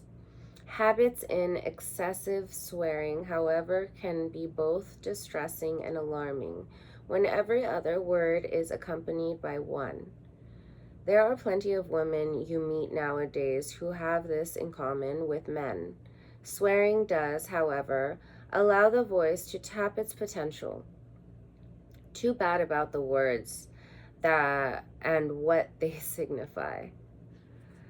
In our age, women, together with men, are in a state of transformation. 15 years ago, to judge from my teaching them, the habits and distinctions between genders that I point to above were far more distinct and common problems. Women have adopted more of their vocal rights since then and are less prone to vocal habits. I still notice, however, when I teach in mixed groups, that the women are more likely to stay in the background with only a few joining the men in the foreground. Both in work and general discussions, they will frequently blurt out replies to my questions, then show surprise and a little embarrassment that they have done so. So more aggressive tendencies are still in the process of being formed. A curious irony, however, is that those who have broken the barrier are taking on more of the male habits, which I shall identify next, almost as if to compensate for centuries of not being heard. Some women go too far by either exaggerating or imitating the worst male habits of pushing too hard, using excessive volume where unnecessary, and maybe worst of all, not listening and bluffing. Liberated women to stress their freedom and asserting their rights will be vocally insistent. It seems that to fight our way out of enclosed silence, we are in danger of desensitizing the voice and disconnecting ourselves from the bodies and breath. We have to learn instead not male attributes, but something about human harmony. Vocal balance and the smoothness of just being there when we speak. The very best speakers in the world are not the overstated ones or the underpowered ones, but those who have won the right to be balanced.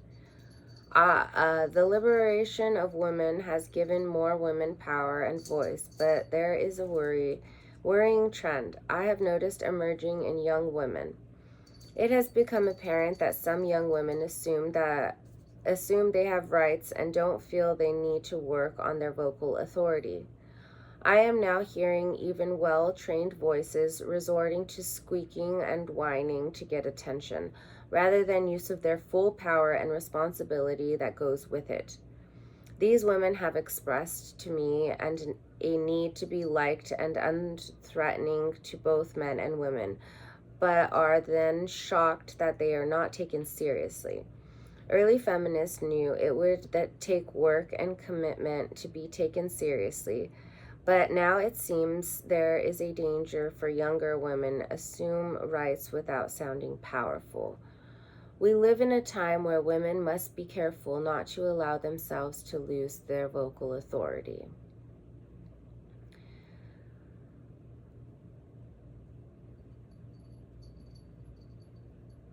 We're almost done, guys.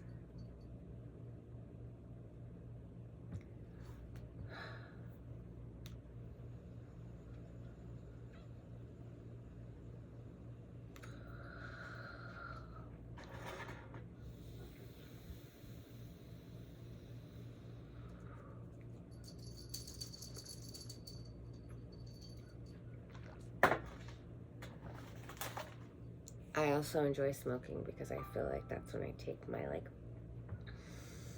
deepest inhalations and I give out my best exhalations. So I know, not a good excuse, but what I enjoy about it.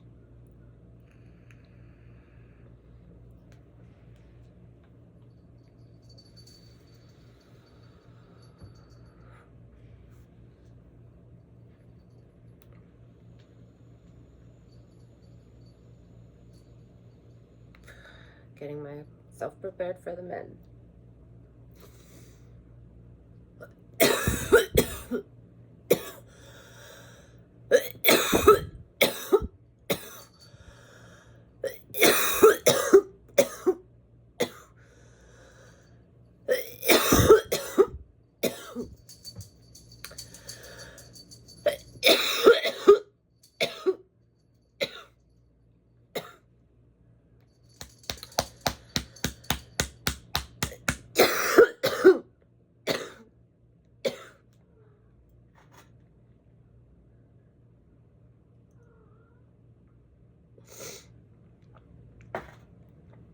Okay, I'm ready.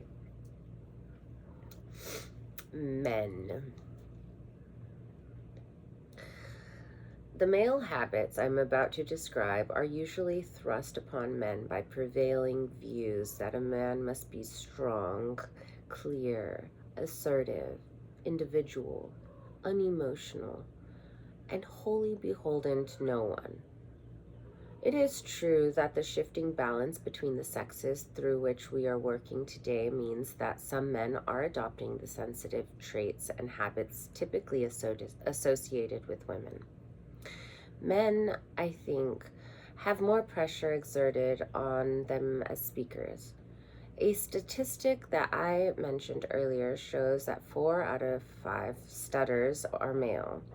Girls are allowed to make mistakes with words, be more extravagant with them. Boys are not allowed either luxury. They are drilled to be clear and to speak without hesitation. Due to pressures like this, many collapse into long silence at an early age. Challenge a child or a mispronunciation, a pause, a repetition, or a hesitating tick once too often, and you could be on the way to creating a stutter. The first step to a cure is to relieve the pressure on the child. A more advanced step might mean resorting to voice and speech therapy. Because they are more vulnerably challenged than females, males have an assortment of weapons in their vocal arsenal. Let me start with the most typical male vocal habit of all, something I call bluff. Physically, men are expected to appear more powerful, more macho, more cocksure. They feel they have to be centered, balanced, and there without any emotional buildup. Sport requires them to have instant reflexes to both danger and competition. Although they can also get locked into habits like being extremely physically rigid and lacking in all flexibility, you see both in developing boys. I think all this carries over into the voice and gives it the same characteristics.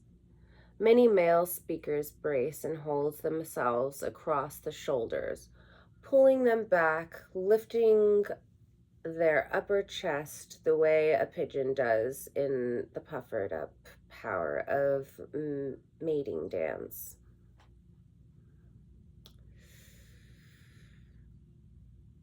Locking their spines in place, push their heads forward to confront the world. All the physical rigidity signals bluff, the terrible fear of being perceived as either weak or unprepared.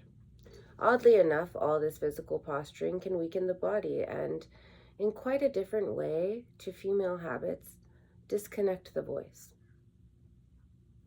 Although men can freely open their thighs and spread their legs when they sit or slouch, taking up space in a hallway that many women would find difficult, all of this can be taken too far, striding too much,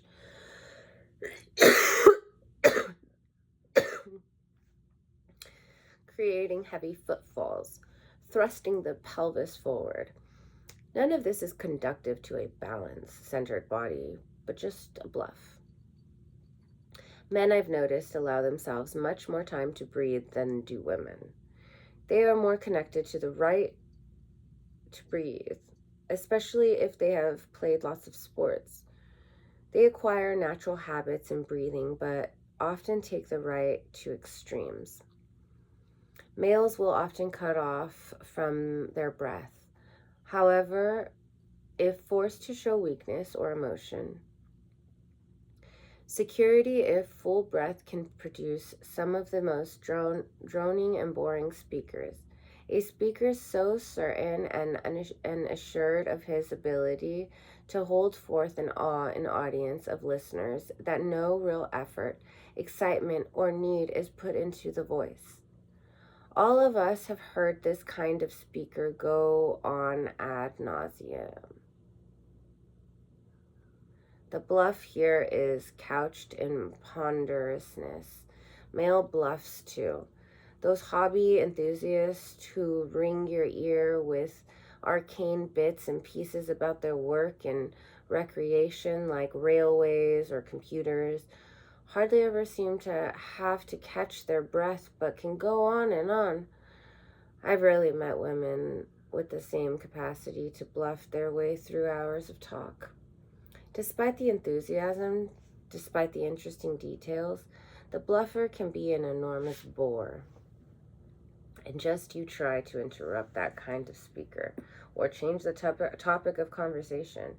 You'll either be bulldozed by aggressive avalanche or new facts and figure, or be seen as a threat. In a desperate attempt to appear powerful,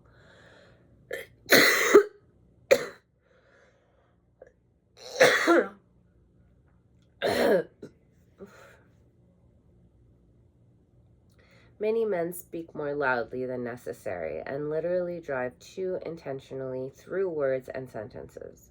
Listening spaces are shorter for them, the conversation more single-minded and one-sided. The drive-through habit leads to inflexibility in both range and intonation.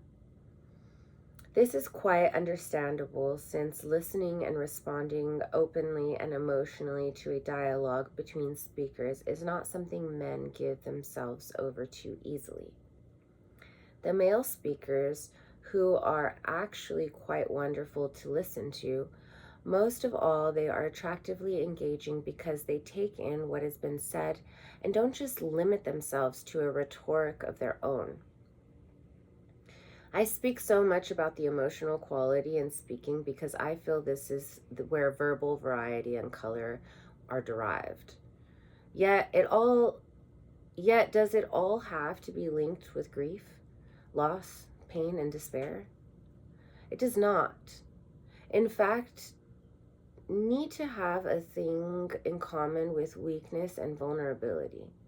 Men who talk with affection about a favorite sport, personality, team, victory, or piece of crafted woodwork endowed their speeches with all the range and tonalities we use associated with emotion.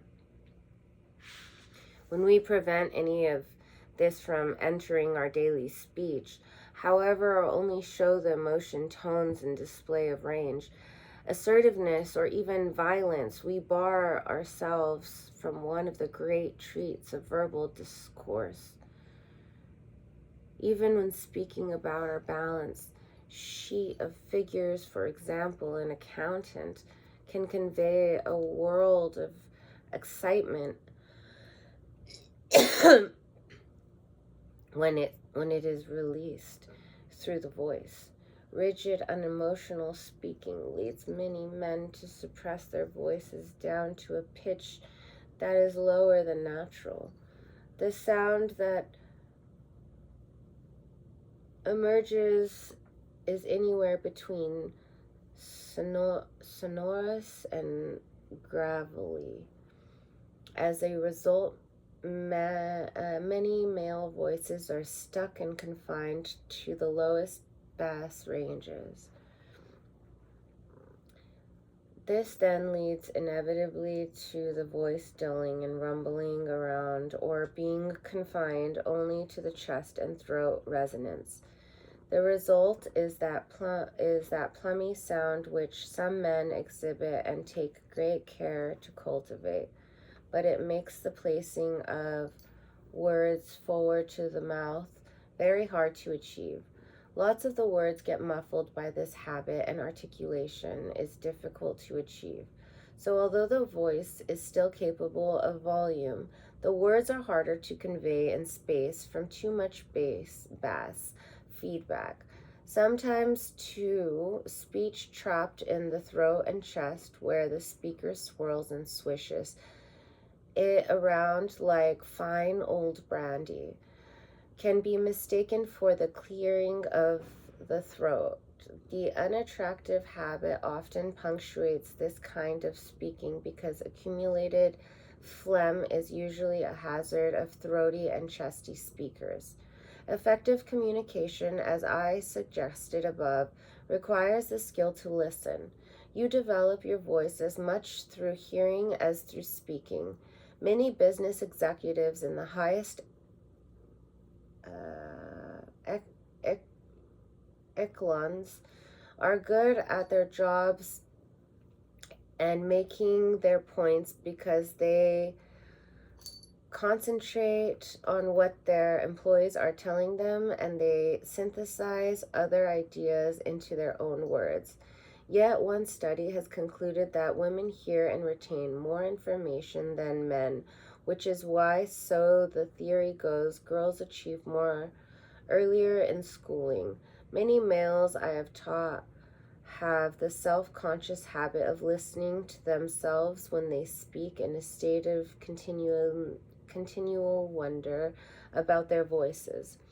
I have only come across a handful of women trapped in the same habit. Men are much more confident in starting and finishing not only thoughts but whole conversations. They structure language and ideas more definitely, speaking confidently in entire paragraphs. They start and finish a word with more important confidence too. The important topics are more their preserve.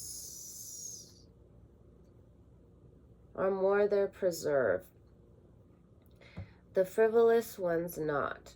Whenever I do play full voice improvisations, I always find that the women rise to the occasion and respond more quickly than the men. Males frequently lack the license to engage in the more irrational sides of verbal sport. A startling change, however, is underway. So-called liberated males are beginning to counter centuries of insensitivity to women with sensitivity, even adopting some female vocal habits. And other voices and speech teachers have noticed that devoicing is on the rise amongst men, presumably as a counteraction to bluff assertiveness. Their counteraction to bluff assertiveness,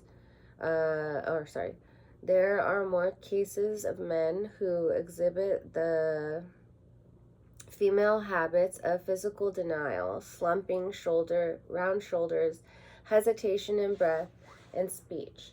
Men are beginning to feel the right to cry and speak more openly about their feelings. They are beginning to listen and not interrupt so frequently, allowing their voices to give and show sensibility as well as sense. All of this is enormously positive for fuller and richer voices. Nowadays,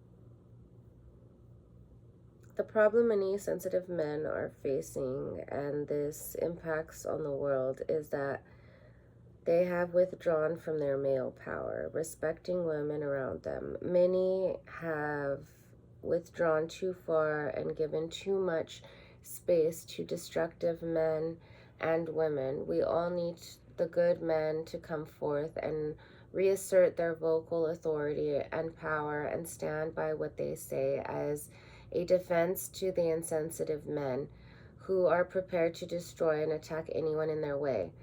In the corporate world, many of the male bluffers who are in the vocal mound of command and control and who gained power through this ability to smash down opposition are on the wane. These are the figures who have destroyed the economy with shadow knowledge. I call them the hollow men, bluffers without knowledge. These with known are now needing vocal training to pick up their gauntlet and communicate their deeper knowledge and taking power and responsibility. The Alexander technique was developed by the Australian physiotherapist and performer F.M. Alexander, 1865 to 1955, as an aid to realigning different parts of the body and posture to overcome habitual voice problems. And that is for chapter 5, guys. 2 hours and 9 minutes. Sorry it took me so long, but I hope you enjoyed. Say goodbye to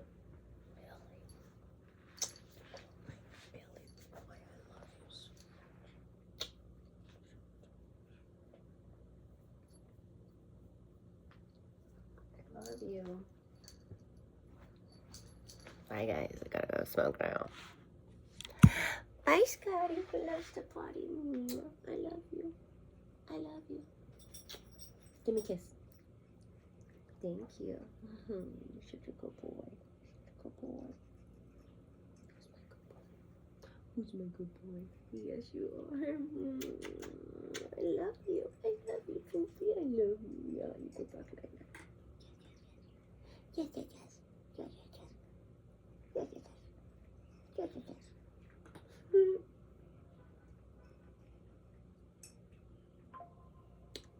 I love you. I love you.